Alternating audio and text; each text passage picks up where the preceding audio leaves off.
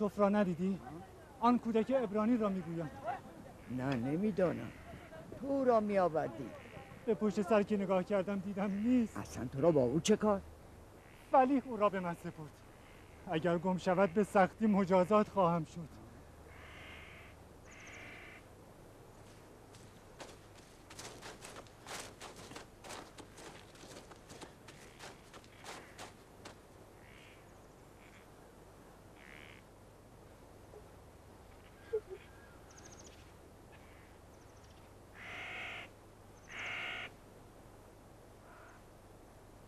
فرار میکنی؟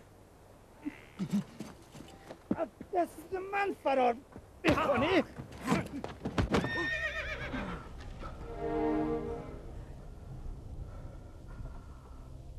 چه شده؟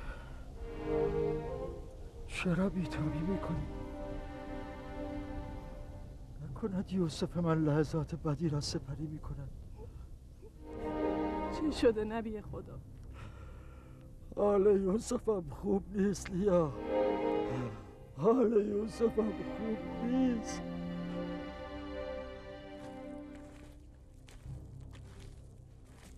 تا تو باشه که دیگر فرار نکنی. صاحبان تو گفته بودن که گریز پایی، اما من پاهای گریز تو را خواهم شکست. گریز از چنگ من ممکن نیست. نه نه نه نه، دستم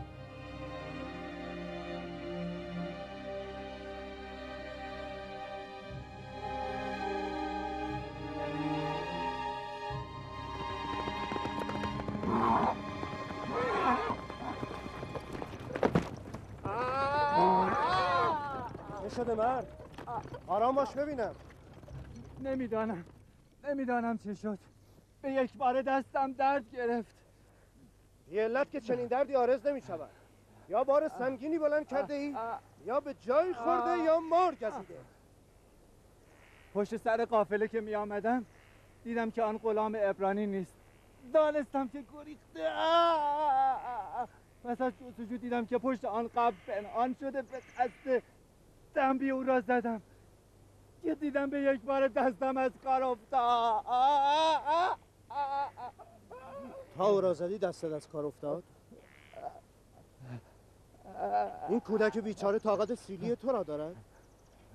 فکر نکردی خدای او از تو انتقام میگیرد؟ مردک، ما او را برای فروش میبریم. ناقص او که به کار ما نمیآید. چرا گریختی؟ نگریختم. مزار مادرم است. خواستم با او ودا کنم.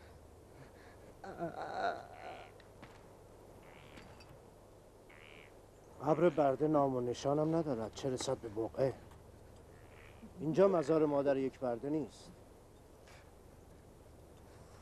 تو کیستی یوسف؟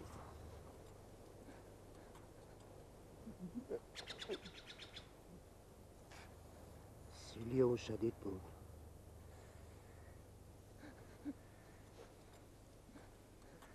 تو میدانی اگر میگریختی من چه بلایی سر آن میآوردم؟ او آدم بدی نیست. تنها از ترس مجازات من تو را تنبیه کرد.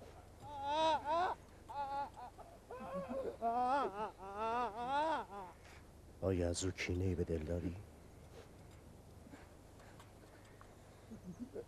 مرا برای کینه توزی تربیت نکردن. آفرین بر تو. اگر او را ببخشی من هم بندهایت را برمی‌دارم. دیگر مرا نخواهد زد.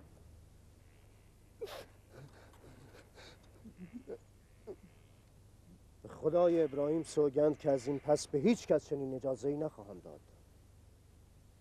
تو یکتا پرستی؟ من مالک ابن زهر ابن عنقا ابن اسماعیل ابن ابراهیم هستم، از نوادگان اسماعیل ذبیح الله. تو فرزند که هستی؟ منم فرزند که؟ من فرزند چاه هستم. پس نمیخوای نام پدرت را بگویی؟ گفتم که فرزند چاه. من دیروز در همان چاهی که دیدید متولد شدم، هنگامی که پیک حق بر من ظاهر شد. من از سخنان تو سر در نمیآورم. اگر نمیخوای خود را معرفی کنی مانعی نیست، فقط او را ببخش.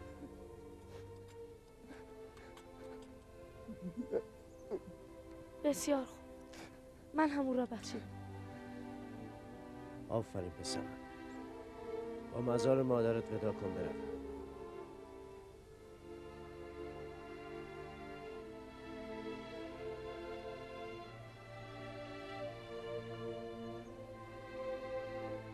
حرکت میکنیم. آماده شوید.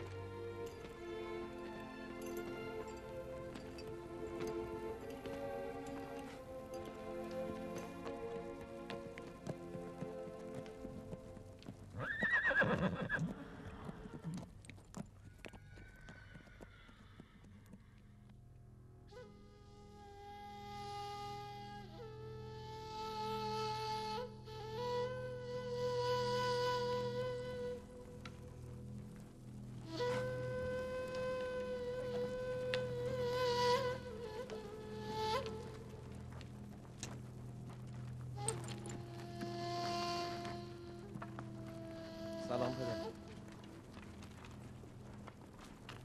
سلام پدر. یوسف را پیدا کردید؟ مگر گم شده بود؟ شما چرا زخمی شده اید؟ از این پس در بنی اسرائیل نه از خیر و برکت اثری هست و نه از مهر و محبت خبری. هنوز چیزی نگذشته گرگ‌های جان یوسف به جان یکدیگر افتادند.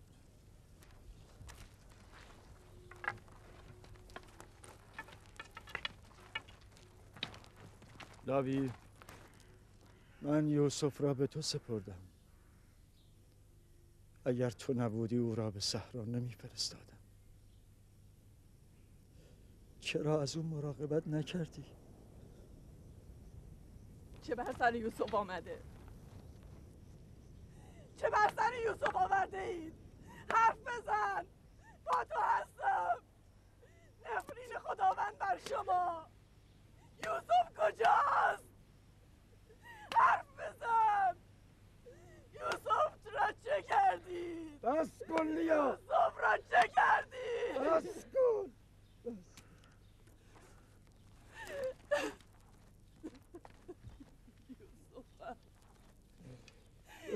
یوسف چند مطلب نظر مرا به خود جلب کرده. نمیدانم شما توجه کرده اید یا نه. اگر در طوفان راه را گم نمی کردیم اصلاً به این سمت نمی آمد. و اگر چارپایان ما بر سر چاه توقف نمی کردن ما نیز توقف نمی کردیم. و اگر تشنه نبودیم آب نمی کشیم. همه این حوادث لطف خدا بود که این برده نصیب ما شود و به سود سرشاری دست یابد. آنچه روزی توست نصیب می شود. همه عوامل هستی دست در دست هم می دهند تا تو به قسمت خود آنچه خداوند مقدر کرده است برسی. در این سفر این برده عبرانی هم نصیب ما بود.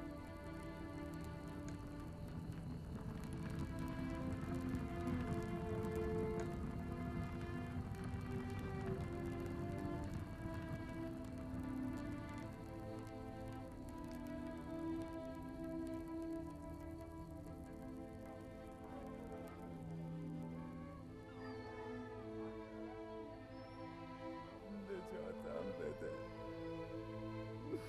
ای ایشدار بزرگ، نجاتم بده. این درد مرا میکشد. نجاتم بده، این درد مرا میکشد.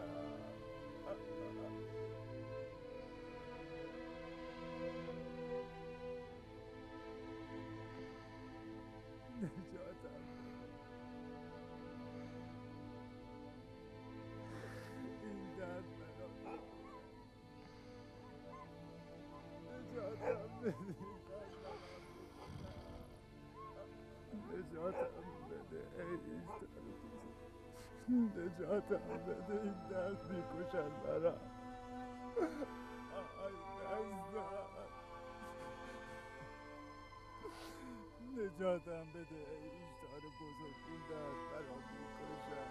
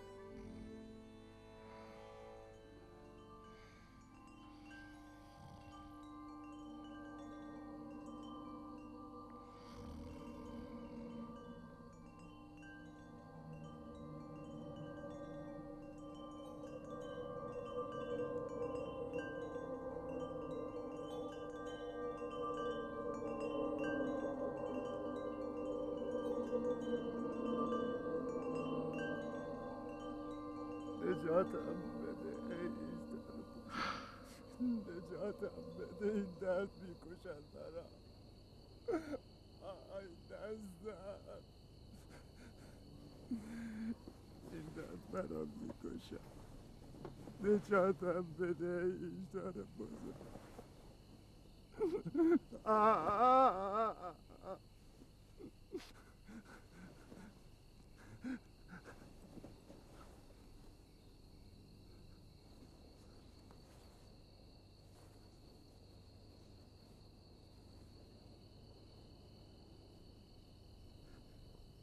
تو چه کردی؟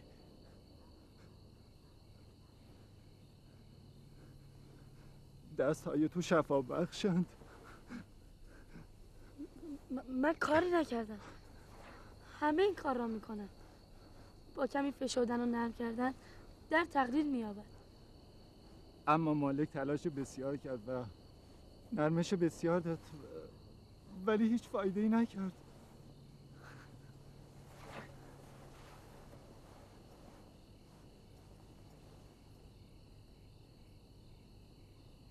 به آسمان نگاه میکردی.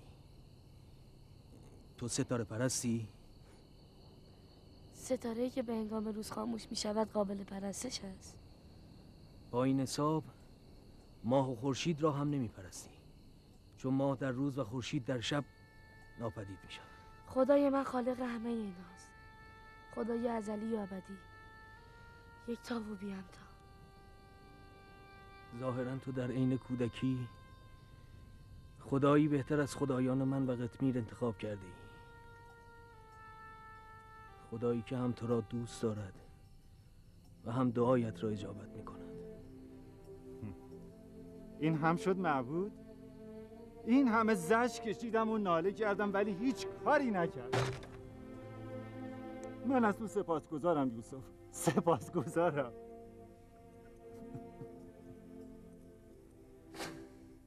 در این چند ساعت از درد بازو جانم به لب رسیده بود. من از تو به خاطر آن سیلی باز هم پوزش میخواهم. پوزش میخواهم یوسف. سیلی خوبی بود. اگر آن سیلی مقدمه هدایت شما گردد، من از آن سیلی راضیم. من از اهالی همین منطقه و بلد راه هستم. همیشه راهنمای کاروانیان بودم، اما این بار گویا شما راهنمای ما شد. هدایت به دست اوست. هر که را بخواهد هدایت میکند و هر که را بخواهد در تاریکی و ضلالت باقی میگذارد.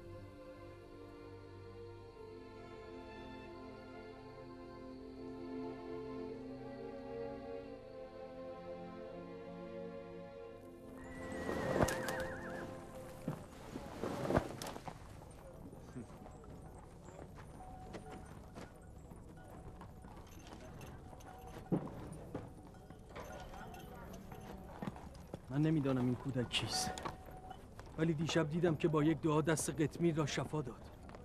او رابطه خوبی با خدای آسمانی خود دارد. شاید از اولیاست. لازم نیست که برای شفای دست قطمیر رو از اولیای خدا باشد. دیروز گفتم که اگر یوسف او را ببخشد شفا خواهد. خواب را چه میگویی؟ من او را دیدم که به هر کجا عبور میکرد سرسبز میشد. خواب که ملاک نیست. تو خدای یکتا را نمیشناسی. به هر کس ظلم کنی مجازاتت میکنه، یا در این دنیا یا در جهان باقی. اگر مظلوم از تو بگذرد خدا نیز از تو میگذرد.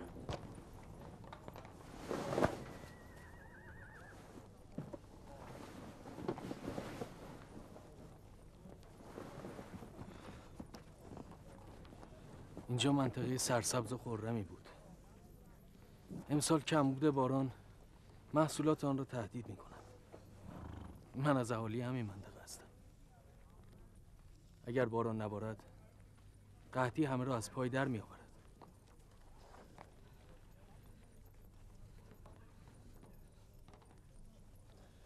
خداوند نسبت به بندگان خود رئوف و مهربان است.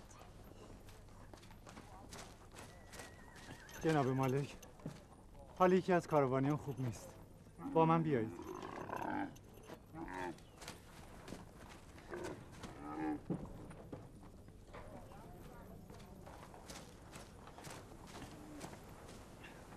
مدتی است بیمار است، اما امروز شدت پیدا کرده. حال او اصلا خوب نیست.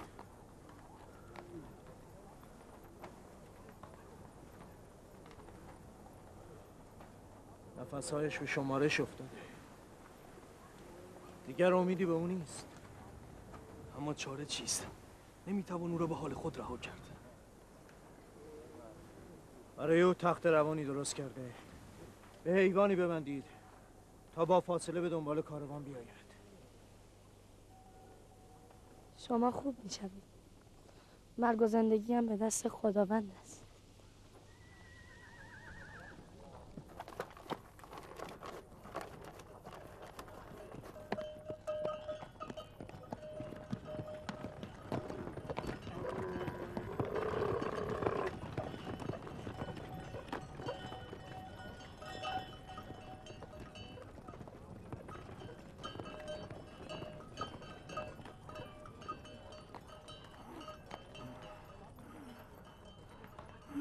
پسر جان برو، دیگر به من امیدی نیست. به زودی خواهم مرد. من در کنار شما هستم. شما خوب میشوید. مرگ و زندگی هم به دست خداوند است. ناامید نباشید.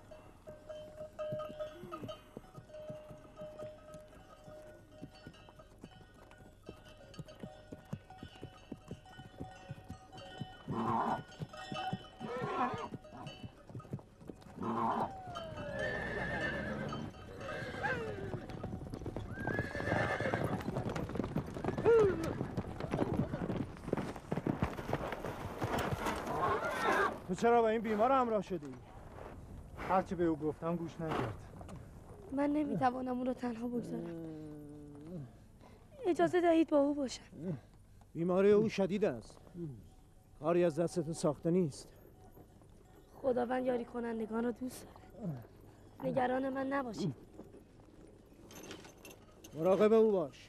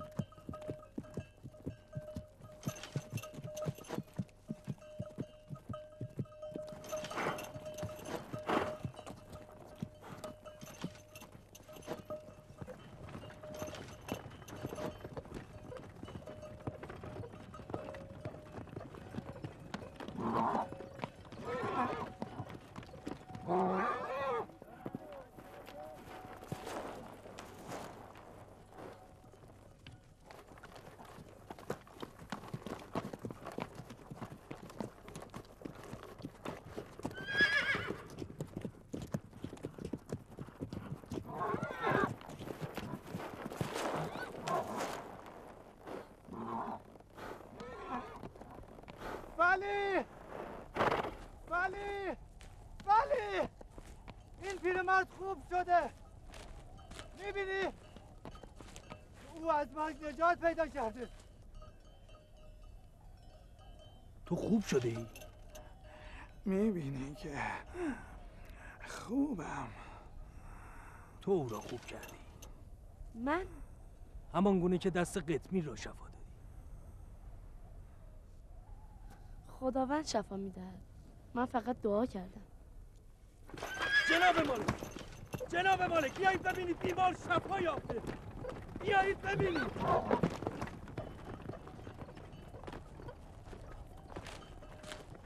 تو چرا این همه اصرار داشتی به همراه بیمار باشی؟ من نیز چون تو راهنما هستم. راهنمای خوب آن است که همه افراد کاروان را سالم به مقصد برسانند.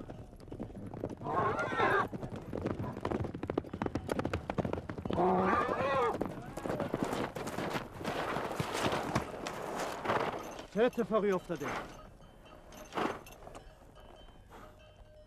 یوسف گفت از تخت روان پیاده شو، راه برو.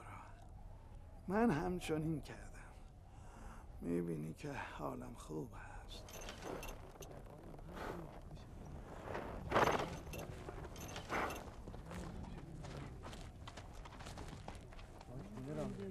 تو بهبود یافته ای؟ من جانم را مدیون یوسف هستم.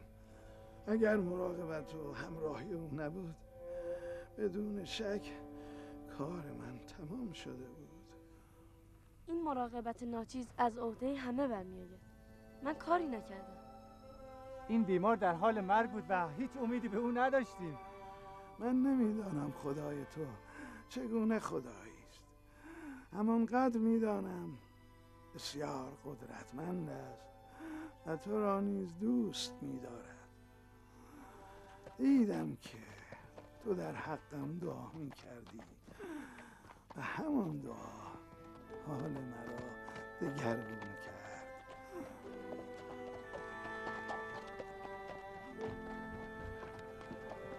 حرکت می‌کنی؟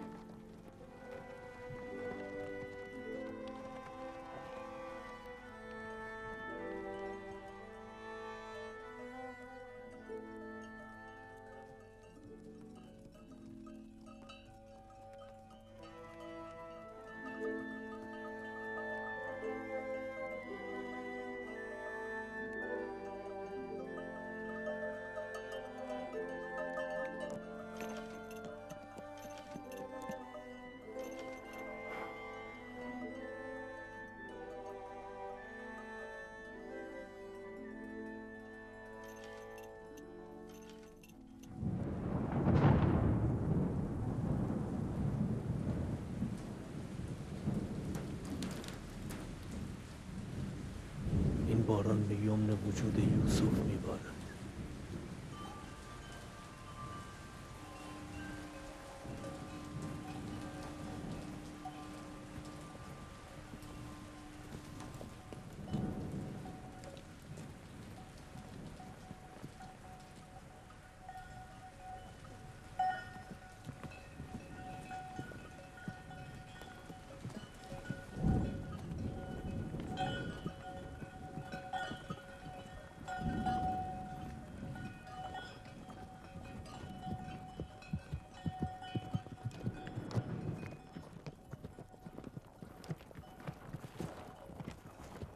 آنجا مرز کشور مصر است.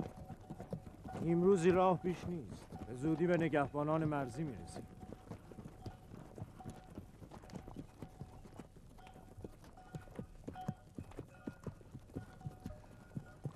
تا اینجا که آمدیم نگهبان مرزی ندیدیم. شام، کنعان و حجاز و دیگر بلاد همه ملوک و طوایفی اداره میشوند و دارای حدود و ثغور مشخصی نیستند. اما مصر کشور متمدنی است، دارای نظم و نظام پیشرفته، مرزهای مشخص و ارتش و حکومت می باشد. فراعنه مصر قدرتمندترین حاکمان جهان.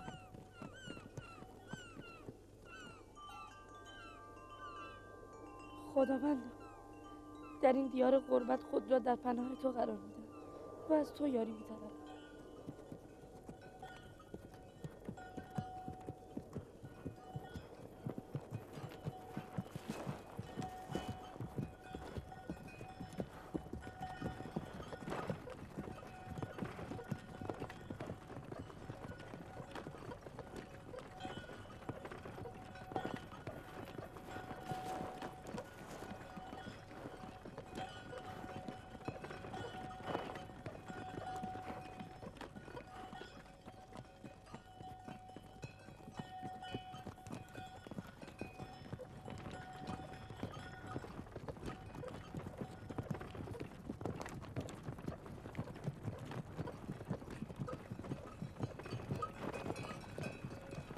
این هم مرز مصر.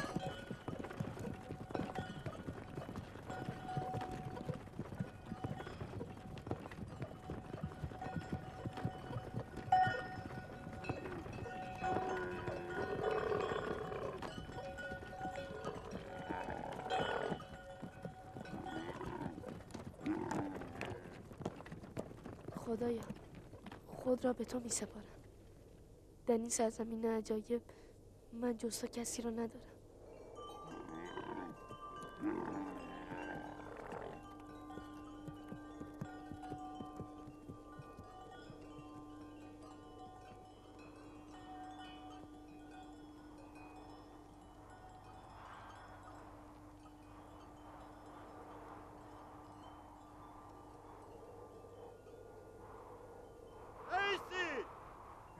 کسید از کجا می آیید؟ مالک ابن زهر هستم از بابل.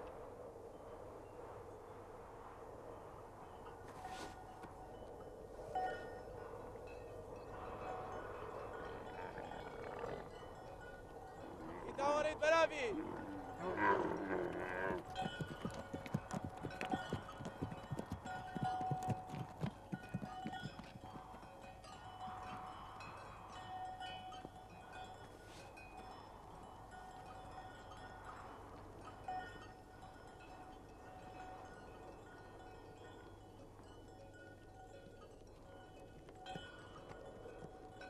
آنها شما را می شناختن؟ آری که می شناسن.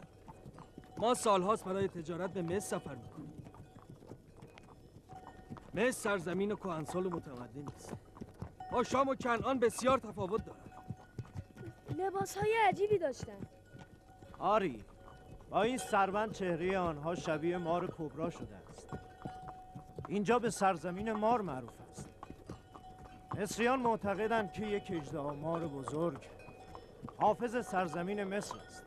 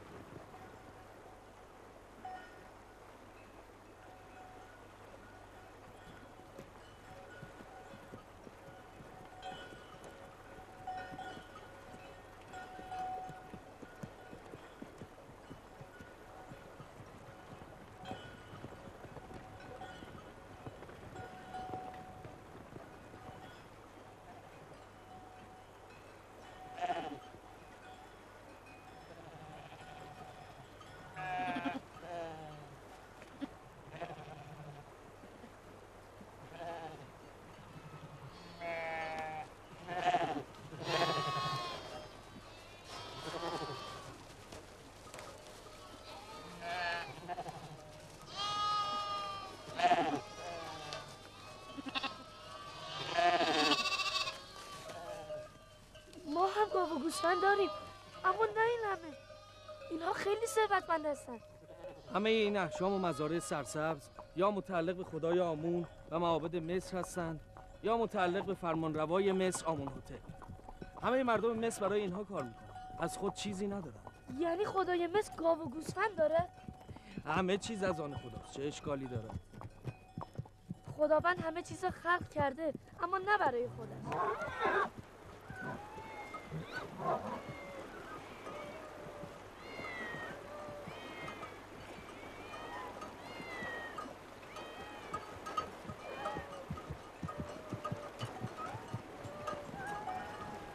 این همه گربه اینجا چه میکنن؟ خدای مردم این شهر گربه است. اینجا معبد شهر میباشد. شهر بسته. مردم اینجا گربه را خیلی دوست دارن.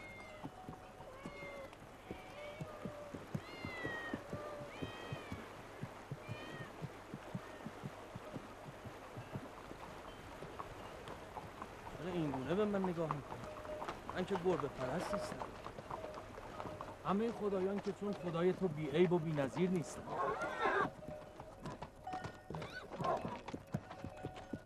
جناب مالک، خدای مردم این شهر گربه است. غذا هم میخورد.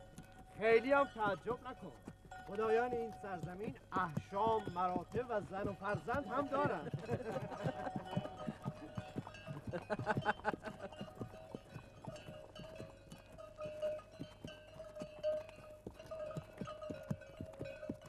پس در مصر یکتاپرستی نیست؟ اصلا یکتاپرستی جرم است و شما هیچگاه نه سخنی از یکتاپرستی بگو و نه به خدایان مصر اهانت کن.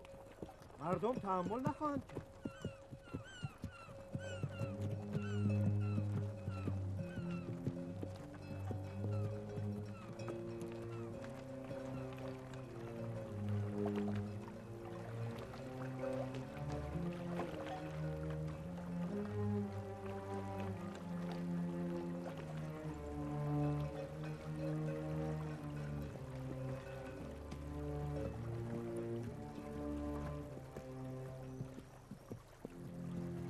چه رود بزرگی؟ نیل همین است؟ این بچه نیل است، یکی از شاخه‌های نیل. نیل خیلی بزرگتر و باشکوه‌تر از این است.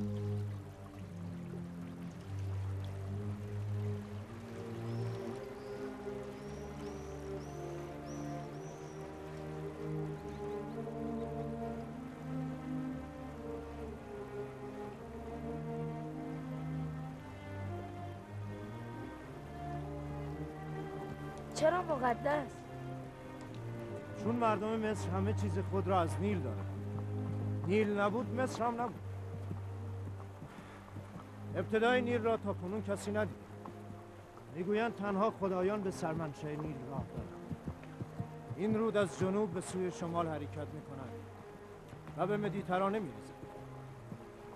ما اکنون از شمال به جنوب شهر قدیمی تبس می‌رویم. تبس شهر خدای آمون است.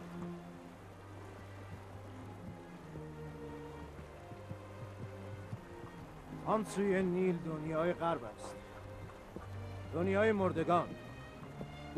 آن هرم‌های بزرگ مقبره فراعنه مصر است. اینجا را ممفیس گویند، جایی که نیل به شاخه‌های گوناگون تقسیم می‌شود.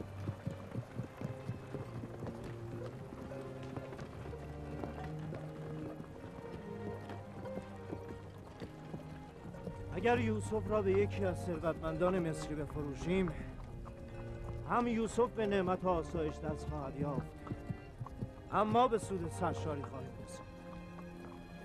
ای کاش میشد یوسف را نفروشیم. در نهایت چه؟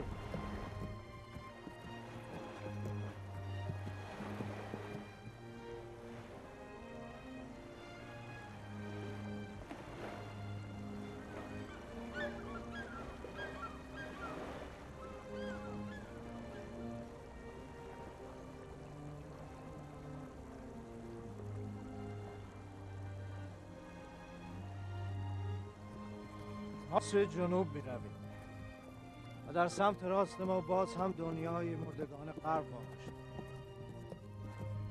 آن کشتی مخصوص حمل اجساد است. در این طرف نیل که ما هستیم شهر باستانی تبس قرار دارد.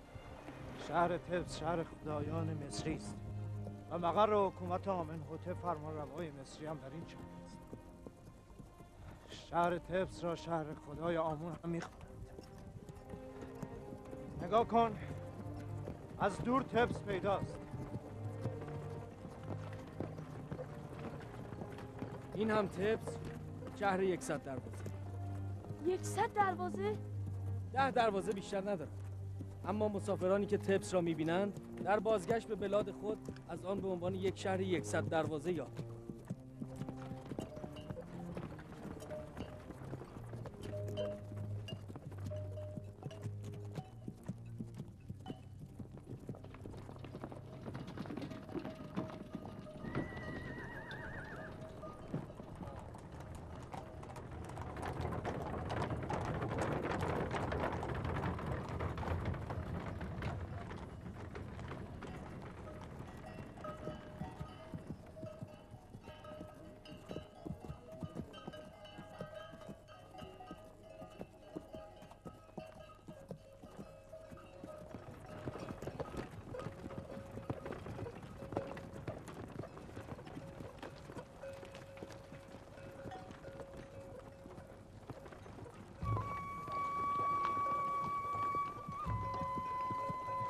مالک ابن زهر هستم از بابل.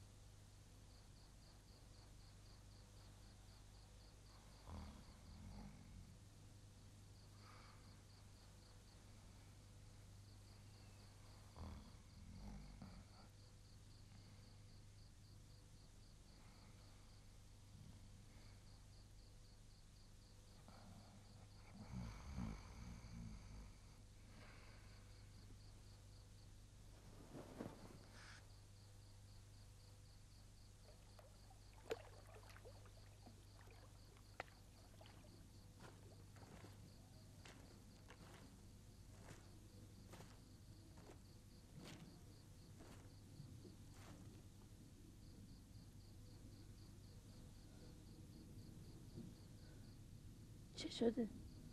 چرا نمیخوابی؟ نگرانم که فرار کنی.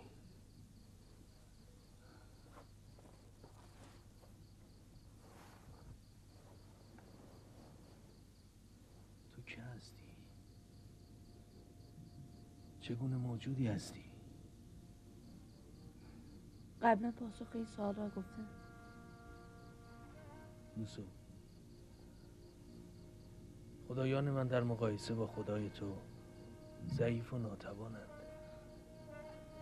برای من کمی از خدایت میگویی؟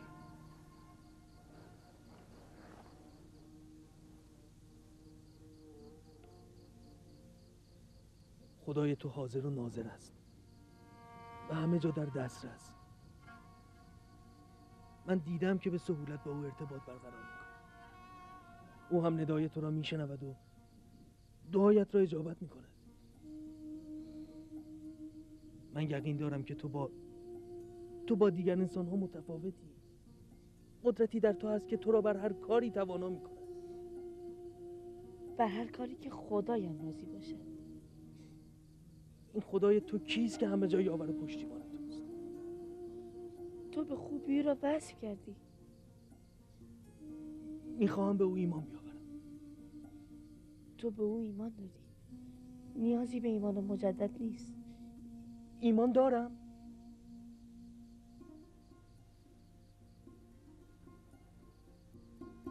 تو خدای مرا حاضر و ناظر خواندی.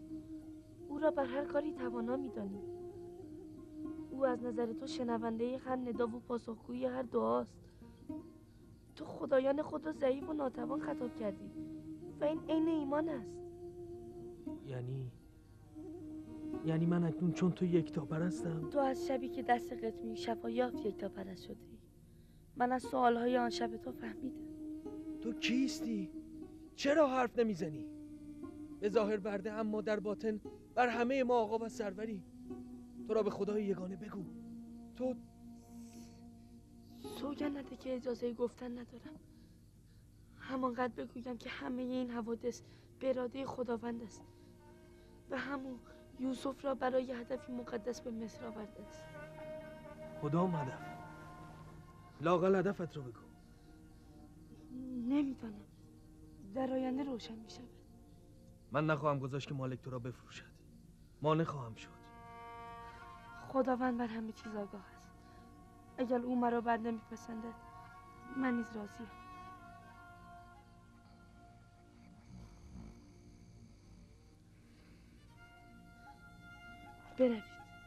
بروید و بخوابید و نگران بردگی من نباشید. هنوز هم نمیخوایی نام پدرت رو بگویی؟ گفتم که فرزند چاه. همان جایی که تو رو از آن بیرون آوردم. باشد، نگو. در نهایت که خواهم دانست.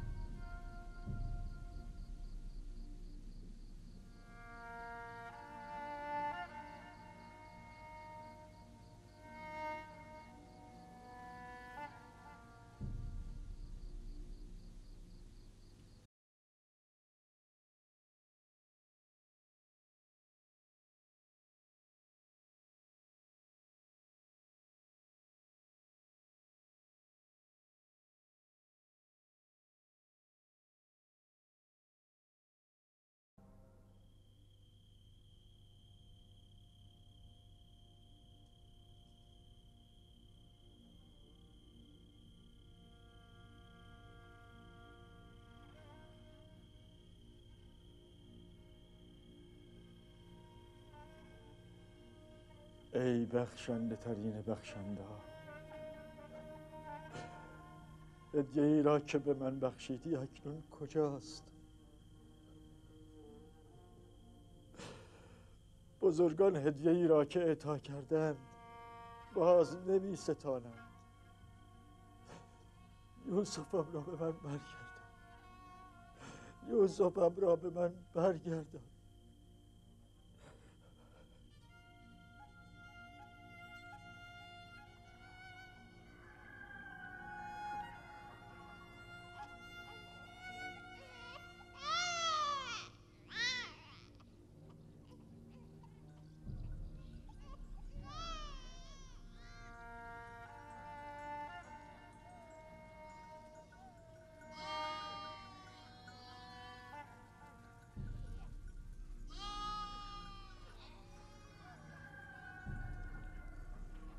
هر کجا هستی خدا نگهدارت باد.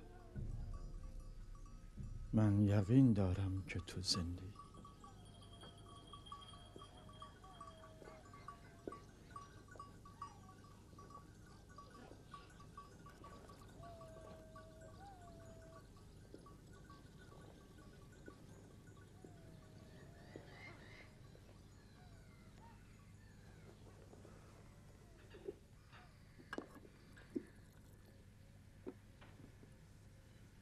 یک بار دیگر از فرزندانمان بپرسید که با یوسف چه کردند.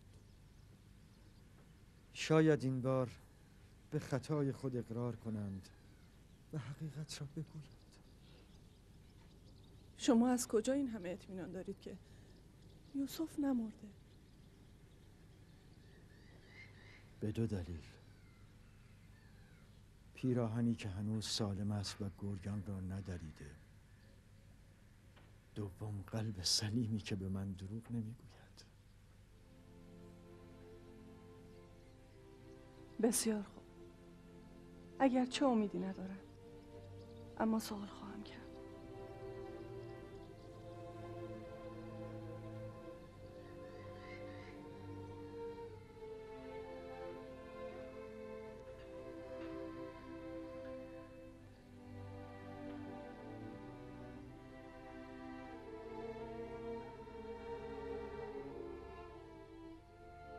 من میخواهم آنها به گناه خویش اقرار کرده توبه کنند. شاید خداوند از گناه آنها بگذرد. به چشم خود که ندیدیم، اما اطمینان داریم که گرگ یوسف را خورد. چند بار بگوییم؟ اگر 1000 بار هم بگویید باز هم دروغ گفتید.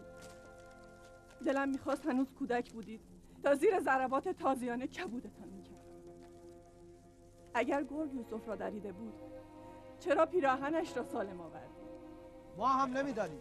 برای ما هم معمایی شده که از آن سر در نمیآوریم. همه اتان را نفرین میکنم. شما دروغ میگویید. گرگ یوسف را ندریده. گرگ صفتان او را دریدند. گرگ صفتان.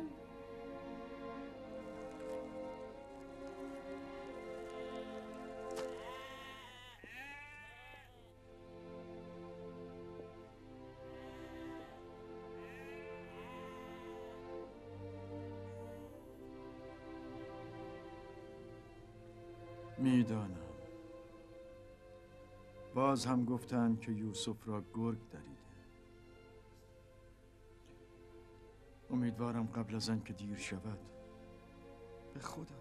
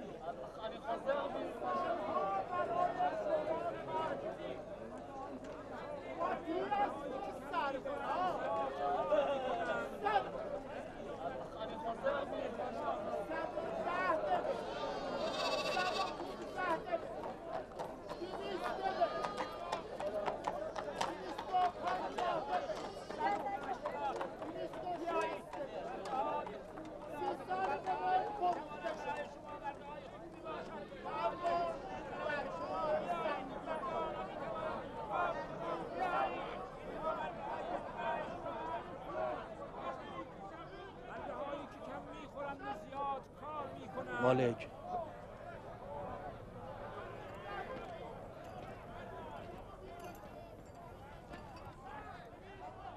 او را نفروش.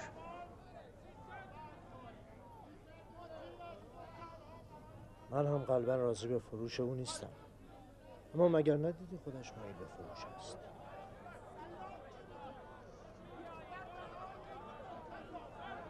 قیمت این غلام چند است؟ من برده فروشی نمیدانم، اما همین قدر میدانم که غلامی زیبا و باهوش و باسواد. هنرهای دیگری هم دارد که قیمت او را بالا میبرد. من او را ارزان نمیفروشم. میتواند خدمتکار خوبی برای معبد باشد و در آینده بسیاری را به عنوان کاهن به معبد جذب کند. سعی کن او را خریداری کنی. با 50 دبن شروع کنم؟ با 50 دبن موافقی؟ قیمت او بیش از این هاست عالی جناب. 100 دبن. بیشتر از اینها میارزد. پیشنهاد بیشتر را چه کسی میدهد؟ برده هایی که کم میخورند و زیاد کار میکنند همسران مهربان و خوبی هستند.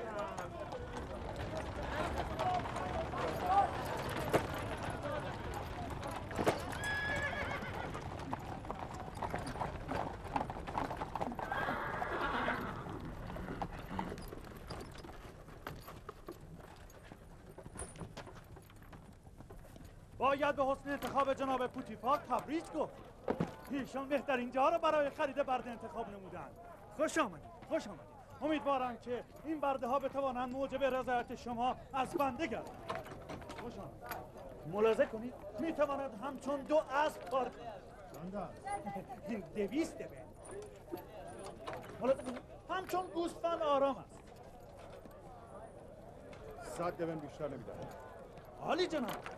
این برده ها بیش از این میارزند.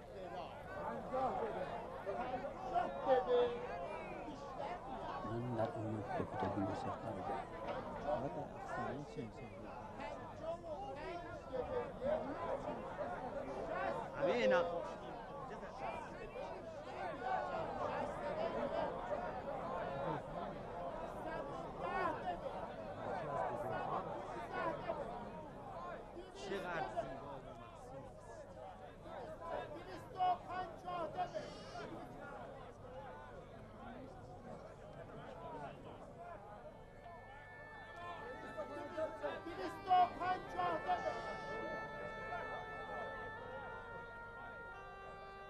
غمگین مباش یوسف. امروز اینان مشتری تو اند، یک روز تو همه اینان را خریداری خواهی کرد. اینان از من چه میخواهند؟ چرا اینجا جمع شدن؟ زیبایی در وجود همه هست اما عیان نیست. در تو گوهر وجود انسان به نمایش در آمده. اینان اصل و حقیقت یوسف وجود خود را به تماشا ایستادند. اینا چرا خریدار زیبایی من هستن اما به حقیقت زیبایی درون خود توجهی ندارن؟ دیدن زیبایی درون خودشان چشم بصیرت می‌خواهد، اما حقیقتی که در وجود تو تجسم یافته با چشم سر نیز قابل مشاهده است. بصیرت را هر کسی ندارد یوسف، اما بصر را همه دارد. با این وصف من نیز چون خود آنانم. اگر حقیقت زیبایی درون خود را می شناختن این همه مشتاق خریدن من نبودند. اینان نه مشتاق یوسف که ناخواسته مشتاق دیدار با خلیفه خدا هستند. اشتیاق ملائک را برای زیارت آدم شنیده یوسف؟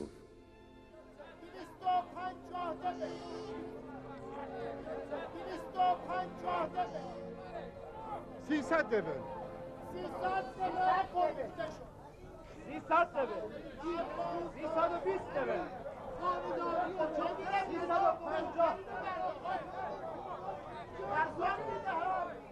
380 دبن. 400 دبن. بیش از اینها میارزد. پیشنهاد بیشتر را چه کسی میده؟ 50 دبن. 50 دبن. او بسیار قوی است. میتواند به تنهایی یک گاوهان را بکشد. آره جناب، این رو هم ببر. انتخاب خیلی خوبی داشت. 3 برده میشود به 600 دبن. 50 دبن. 50 دبن. بیشتر بیاد.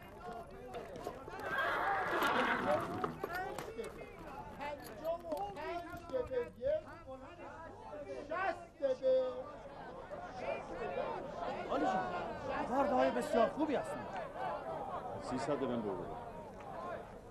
بیش از اینها میارزن. 300 دبن. 320 دبن. 350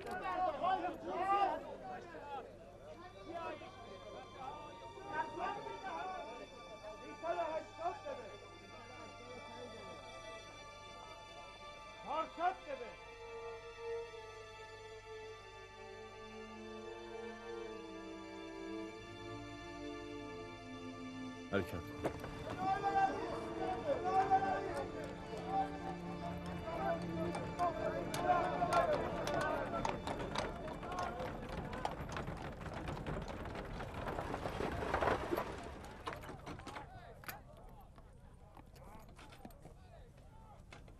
یک 1010 دبن. 1020 دبن. 1100 دبن.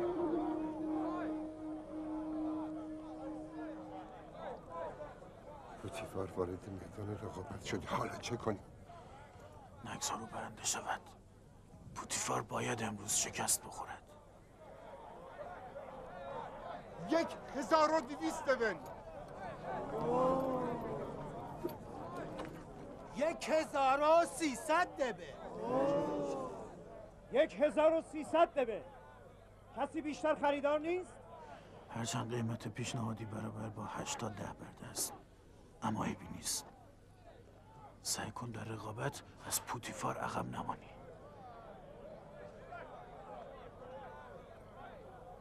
1500 دبن.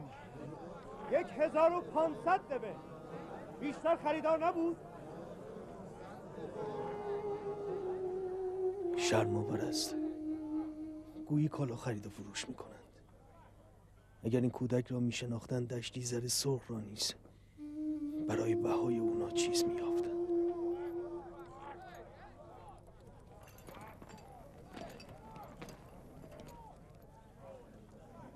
2000 دو برابر.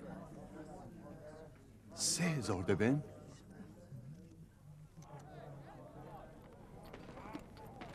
3000 دبن. 3000 دبن.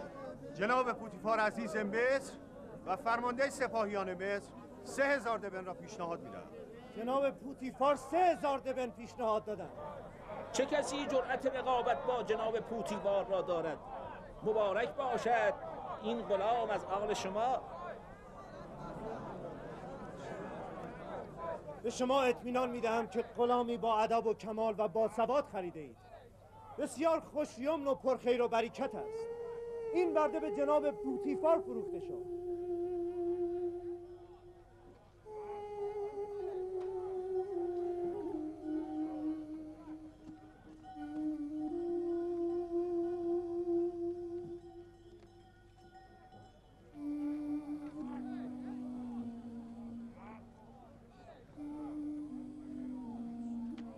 حرکت کن.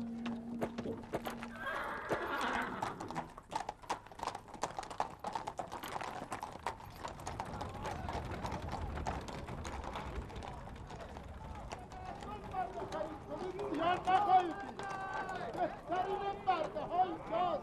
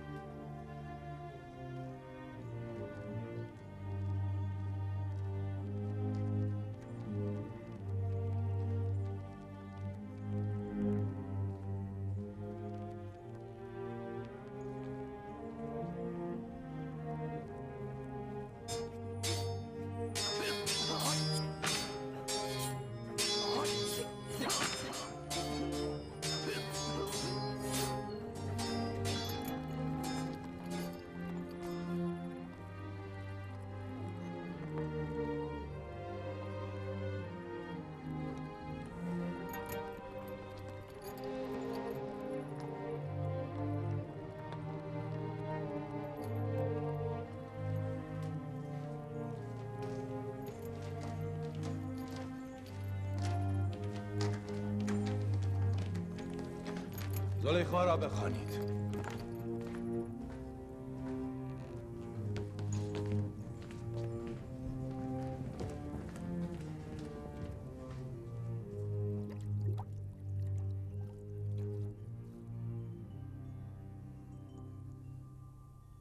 این دردانه یگانه را از کجا آورده اید عالی جناب؟ خریدم، آن هم به قیمت گزاف. هرچه پرداخته باشید باز هم کم است. آن ابلهی که چنین گوهری را فروخته باید به غرب فرستاده شود، به دنیای مردگان. همه برده می فروشند که زر و گوهر به دست آورند. این برده فروش نادان چنین گوهری را فروخته که چه به دست آورد؟ شما بزرگوارید. من برده بیش نیستم. به قصر پوتیفار خوش آمدی پسر جان.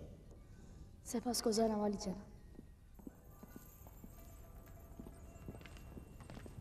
نیامده دلتنگمان شدیم؟ می توانم علت احضار خود را جویا شوم؟ این هدیه را میپسندی؟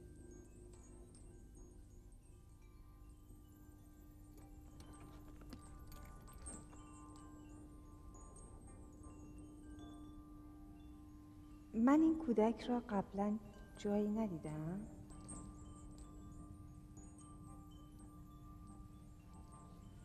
در عالم خواب یا شاید هم نمیدانم. به هر حال در نظرم آشناست.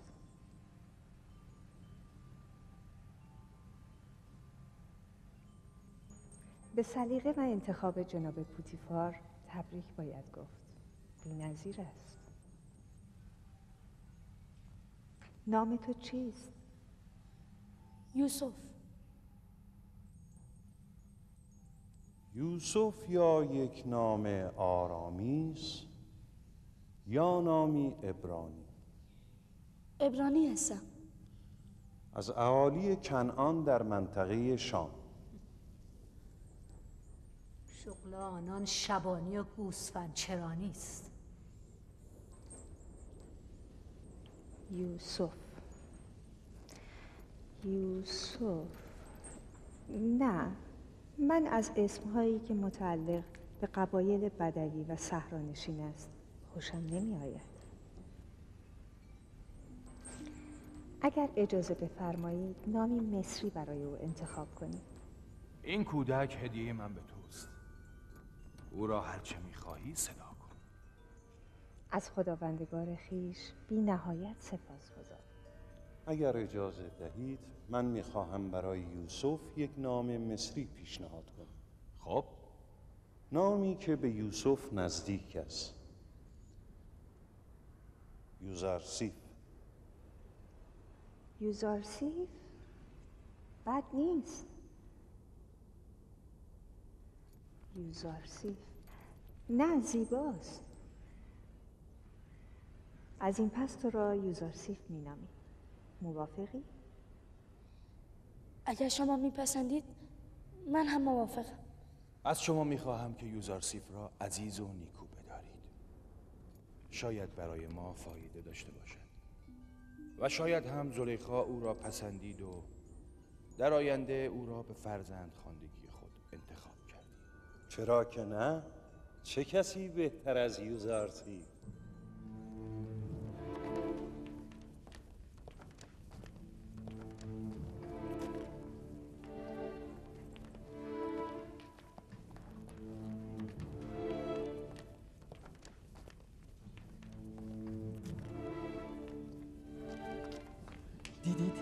دیدی چقدر زیبا بود؟ زیباتر از او رو در تمام عمرم ندیده بودم. یعنی او برده است؟ چهرهش که به برده ها نمیماند.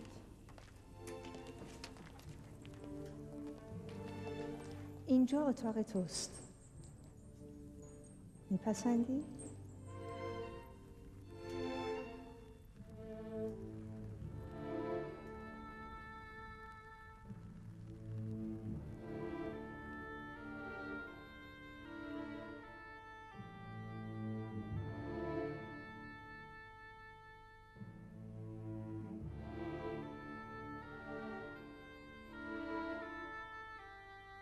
سپاسگزارم بانو. خیلی زیباست. وسایل استراحت یوزرسیف را فراهم کنید.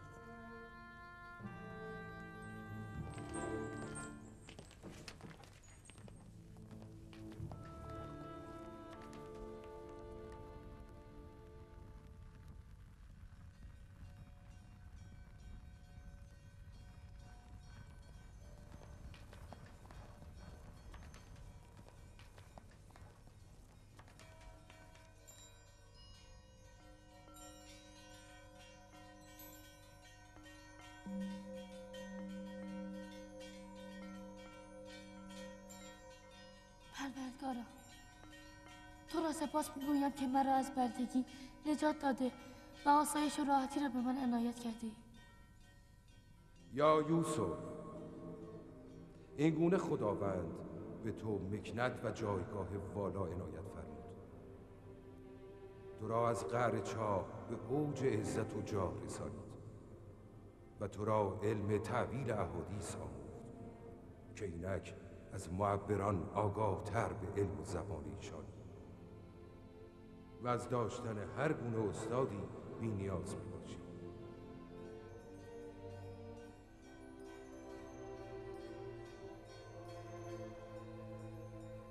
سپاسگزارم پروردگار مهربانم، سپاسگزارم.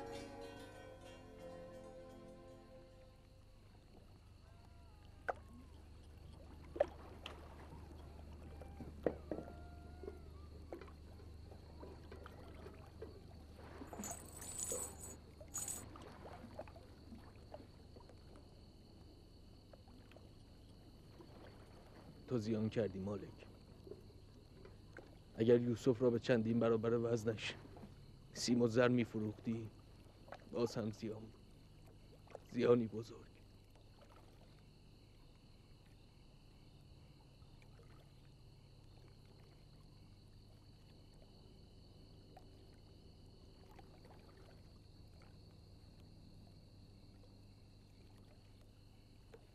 هیچ معلوم هست چه میگویی؟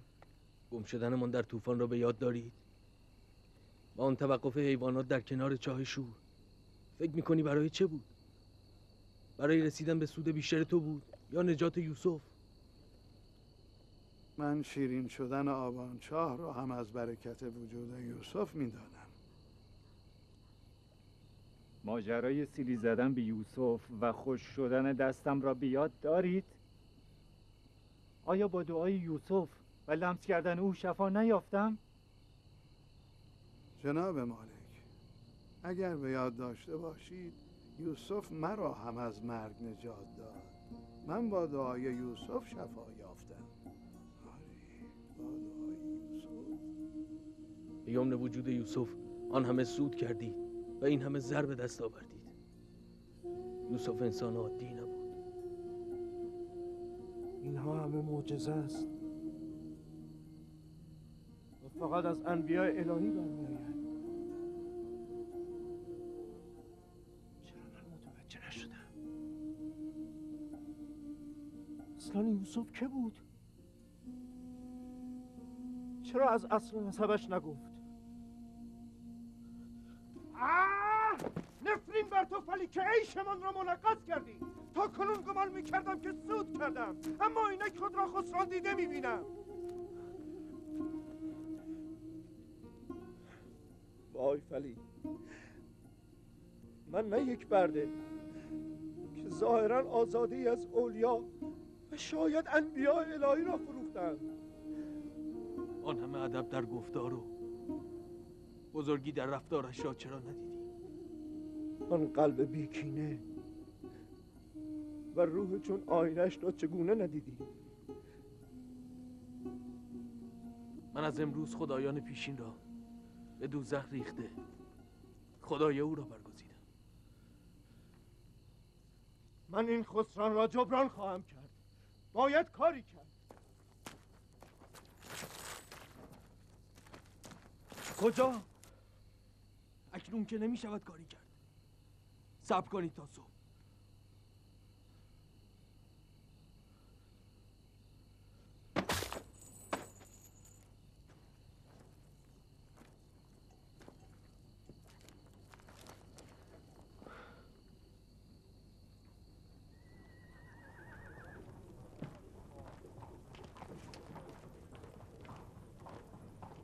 قصر جناب پوتیفار کجاست؟ مستقیم قصر انتهاست.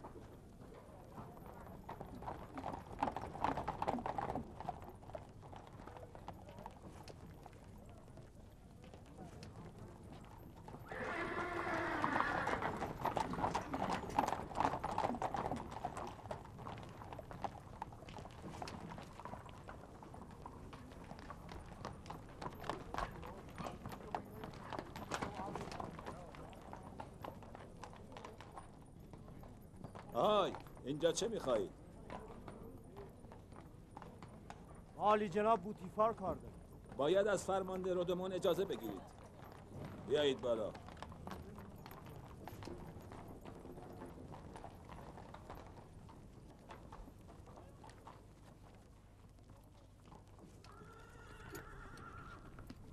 جناب فرمانده، اینان میخواهند عالی جناب کوتیفار را ببینند. با عزیز مصر جناب پوتیفار چه کاری دارید؟ یک برده به او فروخته ایم. بگویید مالک قبلی برده‌ای که دیروز خریداری کرده اید آمده.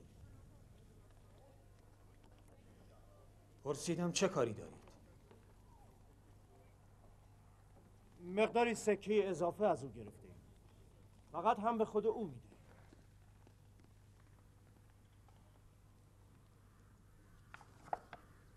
باشید منتظر.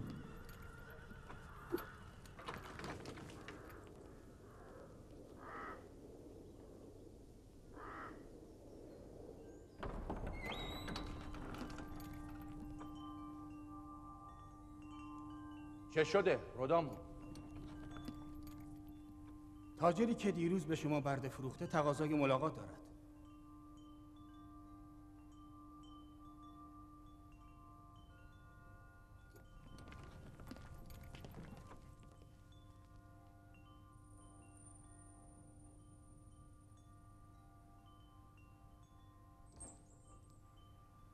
ظاهرا خوشحال نیستی ابرانی؟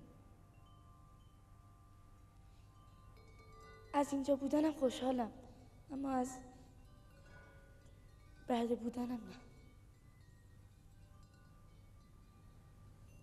رفتار ما با تو همانند برده هاست؟ رفتار شما شایسته بزرگی شماست و احساس من ناشی از بردگی من. آفرین.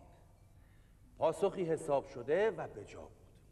من به او امیدوارم عالی جناب. او خواندن و نوشتن هم میداند. با این وصف همه چیزش خوب است مگر زبانش که باید قدری کوتاه شود. بانو اطمینان داشته باشند که زبان بیهودگویی ندارم و بی اذن جناب پوتیفار و ایشان سخنی نخواهم گفت. آفرین، اینطور بهتر است. تو اهل کجایی؟ نام پدر مادرت چیست؟ برای شما چه فرقی می کند بانو؟ بیابانگردی و پیشینه گوسفند چرانی که گفتن ندارد. کسی از شما نظر خواست؟ ولی چهره یوزارسیف نشان از بزرگی و تبار نیک او دارد.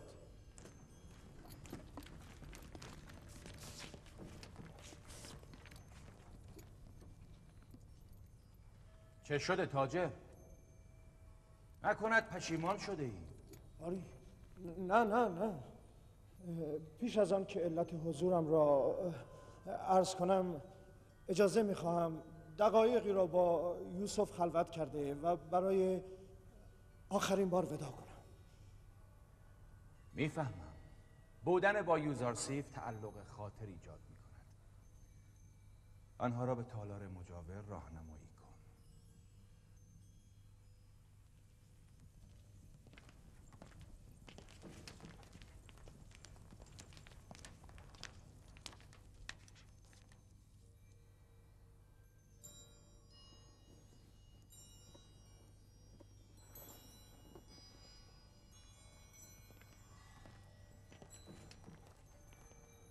می‌بینی؟ دل کندن از یوزارسیف برایش مشکل است.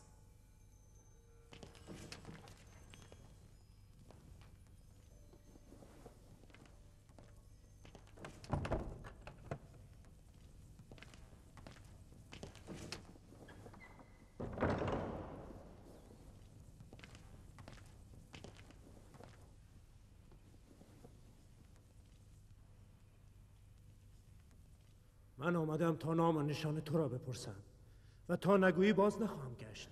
گفتم که من فرزند نه، این را قبلا شنیدم. تو را به خدای یگانه سوگند، نام و نشانت را بگو و مرا راحت کن. باید در محضر خداوند عهد کنی از آنچه میگویم با کسی سخن نگویی. عهد میبندم و به خدای ابراهیم سوگند میخورم. من یوسف ابن یعقوب ابن اسحاق ابن ابراهیم هستم.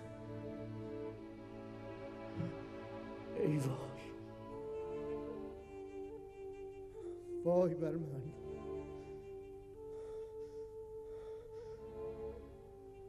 ما پسرمو هستی. تو از نوادگان اسحاق و من از نوادگان اسماعیل ذبیح الله هستم. خدا مرا نبخشه. این چه کاری بود که کردم؟ چرا تو را فروختم؟ من میدانستم ما پسرمو هستی و اصلا از فروش خود گله من نیستم. من باید به مصر می آمدم و فروخته می شدم. این حوادث اراده خداوند و مقدمه یک واقعه بزرگی است. باید حدس می زدم که با آن همه معجزه تو یک انسان معمولی نیستی. تو یک پیامبری. وای بر من که پیامبری را به بردگی فروختم. این ننگ را کجا برم؟ آرام باشید، برخیزید. گفتم که این حادثه باید رخ میداد. من برای انجام رسالت خویش باید به مصر می آمدم. تو فقط وسیله خیر شدی. من از تو سپاسگزارم. این خطا رو جبران میکنم.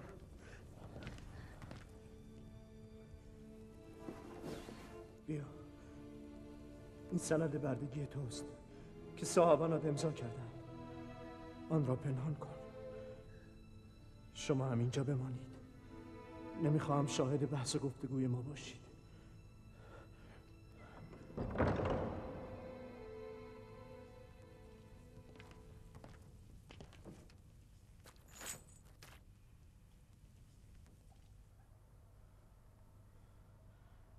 من از محضر عالی جناب پوتیفار عزیز مصر پوزش میخواهم، ولی ناچارم از ایشان تقاضای فسخ معامله کنم.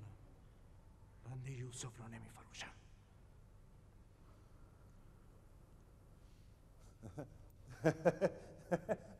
آفرین آفرین. ساعتی پیش تو را ابلهی میدانستم که قدر گوهری چون یوزارسیف را ندانسته، اما میبینم نه، اینطور نیست. تو نیز جوهر این گوهر را دریافته ای، اما فکر نمی کنی کمی دیر شده؟ باید قبل از فروش کمی بیشتر فکر میکردی. حالا دیگر دیر شده. عالی جناب، همه ثروت اندوختم را در قبال یوسف حاضرم بدم. تقاضا دارم او را به من بازگردانید. مگر نشنیدید؟ جناب پوتیفار فرمودند یوزارسیف را به هیچ قیمت به شما باز نمیگردانیم. بنده نیز عرض کردم که از این معامله پشیمانم. ما یوسف را نمیفروشیم و بدون او از اینجا نمیرویم. اگر یک بار دیگر گستاخی کنید هر دو را به زندان خواهم فرستاد. از اینجا بروید. من بدون یوسف از اینجا نمیروم. عالی جناب، بگذارید یوسف را ببریم. رادامون، آنها را به زندان ببر. الهی تو شاهد باش که من یوسف را خریدم اما یوسف فروشی نکردم. او را به من برگردانید. او را نمیفروشم. او را به زندان ببرید. او را به من برگردانید. یوسف را به من برگردانید. زندان! یوسف را حاضر خودت باش. او را به من برگردانید.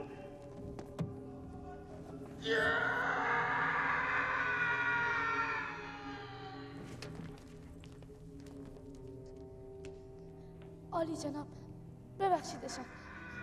آنها به خاطر من خود را به خطر انداختند.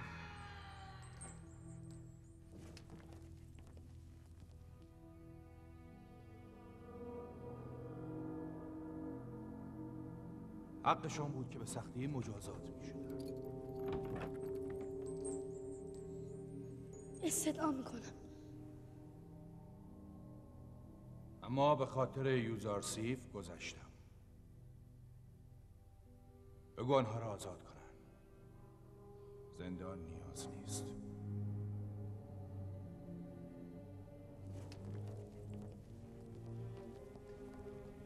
یوزارسیف، تو چه داری که این برده فروش حاضر است همه زندگیش رو فدای تو کنه؟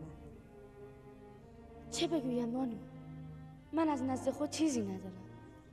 موجود ضعیفی چون یوسف از خود چه دارد؟ با این حساب ما منتی بر یوزارسیف نداریم، چرا که آنچه برای او پرداخته بودیم به ما با. من قد نشناس نیستم عالی جناب و محبت‌های شما را با دینار و دبن عوض نخواهم کرد. من از این هدیه ارزنده بسیار سپاسگزارم. کاری ماما، یوزارسیف را استحمام کرده لباس نو بپوشانید و نزد من بیاورید. اطاعت بانوی.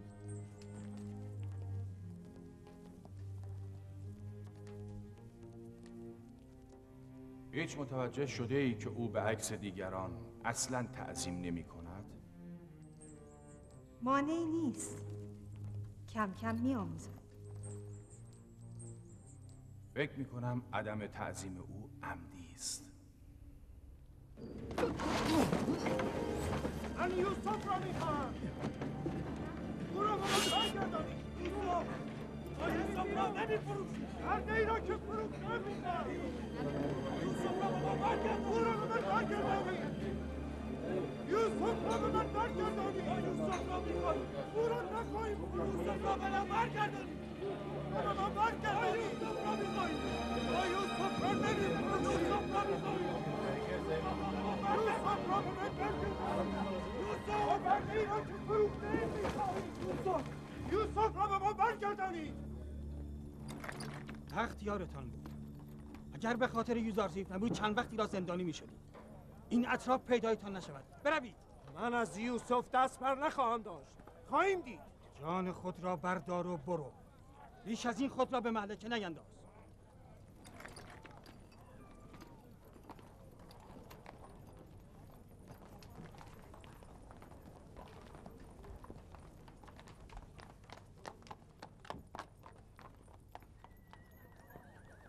پوتیفار و همسرش مثل من احمق نیستن تا گوهری چون یوسف را به سهولت از دست بدن. ما زیان کردیم فلی، زیان کردیم. تو زیان کردی نه من. به لطف خداوند من سود کردم. بزرگترین سود زندگیم را. سود کردی؟ چطور؟ تو یوسف را از دست دادی بدون آنکه چیزی به دست آوری. اما من در ازای از دست دادن یوسف خدای یوسف را به دست آوردم. شب گذشته در کاروانسرا خدایان سنگی را وانهادم و از یوسف گوهر یکتاپرستی را به دست آوردم. آری، به خدا که من زیان کردم. اگرچه پیامبر خدا را نفروختم، اما تا پایان عمر هیچگاه خود را نخواهم بخشید. من به دیار خیش رفته از این پس به ترویج یکتاپرستی خواهم پرداخت.